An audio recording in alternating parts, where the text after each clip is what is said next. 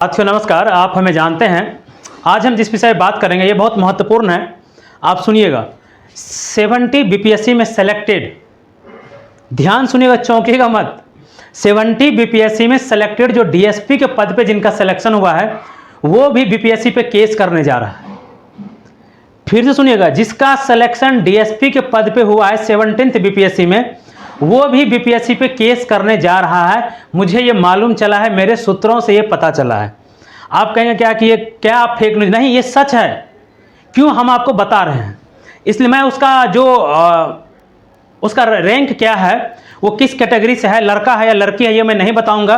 लेकिन ये मैं कंफर्म आपको बता रहा हूँ, जिसका पद डीएसपी के पद सिलेक्शन डीएसपी के पद पे हुआ है वो बीपीएससी पे केस करने जा रहा है। क्यों केस करने जा रहा है वो हम आपको अब बता रहे हैं। देखिए, चूंकि हुआ क्या कि बीपीएससी जो है अपने नॉर्म्स का पालन नहीं करता है, आप खुद जानते हैं। उन्होंने मुझसे सलाह मांगा था, कुछ लोग मुझे फ़ोन किए थे, मुझसे सलाह मांगा था, लीगल एडवाइस मुझसे मांगा। चूँकि हमने जितना सुप्रीम कोर्ट हाई कोर्ट किया तो आधे वकील तो हम बन ही गए हैं, ठीक है। तो सिर्फ मुझे एक डिग्री लेने की आवश्यकता है, बाकी सुप्रीम कोर्ट में हम प्रैक्टिस शुरू कर सकते हैं। और मैं बता देता हूँ, जिस दिन मैं सुप्रीम कोर्ट में बहस किया था ऑनरेबल जस्टिस से, तो मुझे बहुत सारे वकील ने कहा था कहाँ आप ही वीडियो सीओ के चक्कर में पड़े हुए, आप आइए यहाँ पे बहस, सुप्रीम कोर्ट का आप इतने शानदार लॉयर बन सकते हैं। मतलब जब फर्स्ट स्टार्टिंग आपका सुप्रीम कोर्ट में इतना शानदार रहा कि जज से ऑनरेबल सुप्रीम कोर्ट से आप अपने पक्ष में फैसला ले लिए, तो सोचिए आप तो अगर प्रैक्टिस करेंगे तो फिर आप कितने शानदार वकील बनेंगे। चलिए, इसलिए तो ये वीडियो का उद्देश्य सिर्फ मुझे लोगों को, विद्यार्थियों को जागरूक करना है, एस्पिरेंट को जागरूक करना है, जो भी व्यक्ति उनको जागरूक करना है, बाकी और कोई दिक्कत नहीं है। लेकिन कुछ लोग केस करने जा रहे हैं सेलेक्टेड बीपीएससी पे, क्यों हम बता रहे हैं। देखिए, आपके स्क्रीन पर मैं हर चीज़ लगा दूंगा, हाई कोर्ट का जजमेंट, सुप्रीम कोर्ट का जजमेंट, हर चीज़ लगा दूंगा।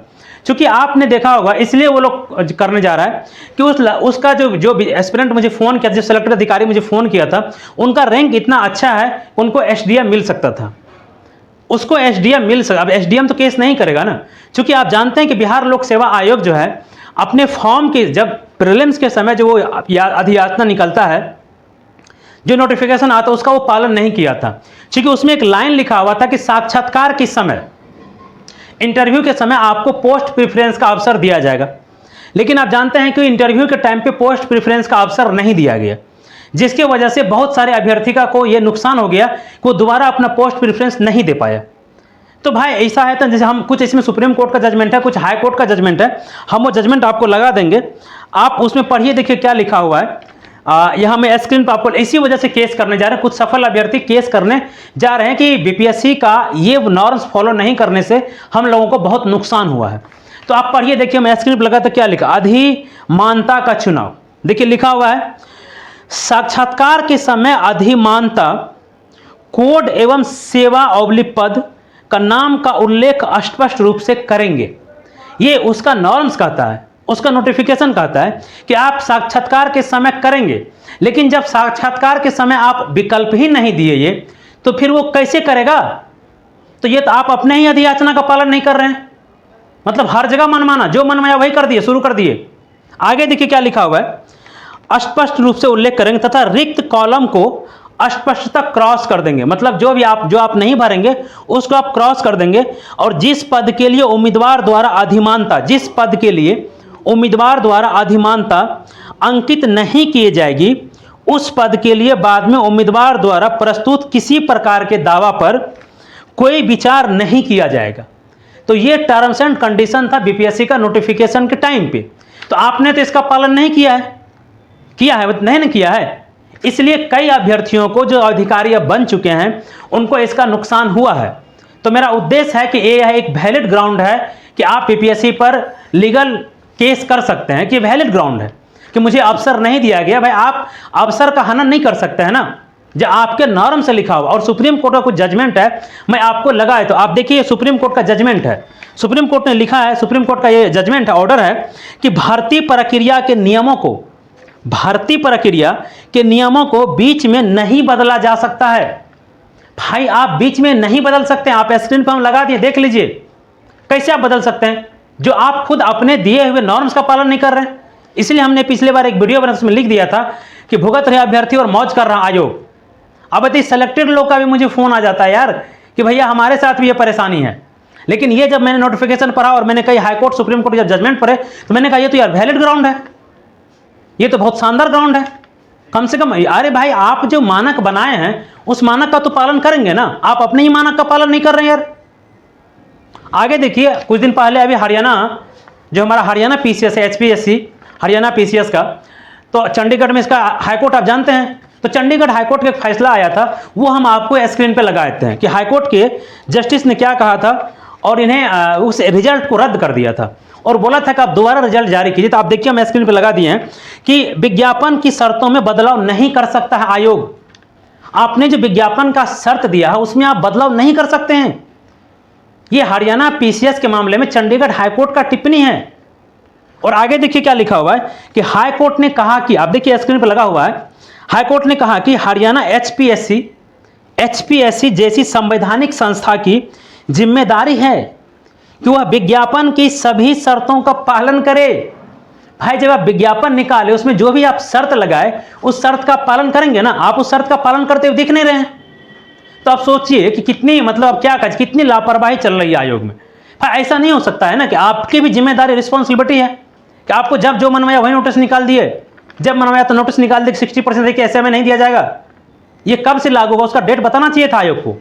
देखिए आगे फिर क्या लिखा हुआ है कि भर्ती प्रक्रिया शुरू होने के बाद आयोग अपने स्तर पर नियमों में बदलाव या नई प्रक्रिया लागू नहीं कर सकता है। जब भर्ती प्रक्रिया शुरू हो चुका है तो आयोग अपने स्तर से नियम में कोई बदलाव या नई प्रणाली शुरू नहीं कर सकता है। तो ये बताइए, तो ये नई 60% का ऐसे में देना, ये तो एक नई प्रणाली थी। ये भी तो, जो भी ऑडियंस हमारे भाई बहन अभिभावक इस वीडियो को देखते हैं, आप खुद देखिए कि बीपीएससी कितने जगह अपने नॉर्म्स का उल्लंघन किया है, अपने मानकों का पालन नहीं किया है। तो क्या किया जाए, इसीलिए मजबूर होकर हमको ये वीडियो बनाना पड़ता है और सर आयोग से सवाल पूछना पड़ता है। और उम्मीद करते हैं कि आयोग इस पे अपना खंडन करेगा कि वो साक्षात्कार के समय पे क्यों नहीं दिया। ये मेरा सवाल आयोग से, वो क्यों नहीं दिया, उस पर स्पष्टीकरण दे। और नहीं तो जो भी सेलेक्टेड अभ्यर्थी हैं वो हाईकोर्ट जाने के लिए स्वतंत्र है, आप हाईकोर्ट जा सकते हैं। यदि आपको लगता है कि नहीं, यदि मुझे इंटरव्यू के टाइम पे दिया जाता तो निश्चित रूप से मेरा और अच्छा पद मुझे मिल सकता था, मुझे अच्छी सर्विस मिल सकती थी, तो आप हाईकोर्ट जा सकते हैं। ये वीडियो सिर्फ चूंकि संविधान का जो हमारा फंडामेंटल राइट है भाग 3 में, तो फंडामेंटल ड्यूटीज भी है, और फंडामेंटल ड्यूटीज में एक लाइन है कि enhance the scientific temperament in the society. तो मैं सिर्फ जागरूकता फैला रहा हूँ। जो लोगों को नियम कानून की जानकारी नहीं है, मैं वो लीगल अवेयरनेस कर रहा हूँ। क्योंकि आपने जैसे जैसे लोगों को सेलेक्ट किया है वो तो म्यूजियम में रखने लायक है। अधिकारी तो बना दिए हैं आप, लेकिन मुझे लगता है कि उसे म्यूजियम में भी रखा जाना चाहिए था और अधिकारी का भी वो काम करे। ऐसे ऐसे लोगों का आपने चयन किया है, ठीक है। तो यदि आप चाहें तो मुझे कुछ लोगों का फ़ोन आया था, मुझसे लीगल एडवाइस मांगा था, तो मैंने सोचा था चलो कोई बात नहीं, एक लीगल अवेयरनेस चूँकि हम जो पिछले 6 महीने से चला रहे हैं, मेरे साथ भी समस्या, और जो लीगल अवेयरनेस हम चला रहे हैं, तो इसी कड़ी में सोचे कि इसको भी हम जोड़ देते हैं। तो ये एक नॉर्म्स का पालन नहीं हुआ है। बीपीएससी को इस नॉर्म्स का पालन करना चाहिए था, जो कि ये असंवैधानिक है, गैर कानूनी है। हाईकोर्ट का और सुप्रीम कोर्ट का मैंने आपको जजमेंट दिखा दिया है। तो उम्मीद करते हैं कि आप इस अवेयरनेस को, इस चीज़ को आप समझ गए होंगे, आप कानून के बारे में अच्छी तरीके से जान गए होंगे। हाईकोर्ट और सुप्रीम कोर्ट, इसलिए मैंने ऑथेंटिक डिसीजन, जो जजमेंट है, निर्णय हाईकोर्ट का सुप्रीम कोर्ट का, वो मैं आपके सामने लगा दिया हूँ। और इतना एडवोकेट तो मैं बन ही गया हूँ, इतना केस तो मैं भी लड़ सकता हूँ। और मैं भी, बाकी जो भी अभ्यर्थी मेरा वीडियो देखते हैं, वो भाई बहन अभिभावक या जो भी अभ्यर्थी आप देखते हैं, आप सेलेक्ट हुए हो, आप सेलेक्ट नहीं हुए हो, यदि आपको कोई लीगल एडवाइस चाहिए तो आप मुझे संपर्क कर सकते हैं।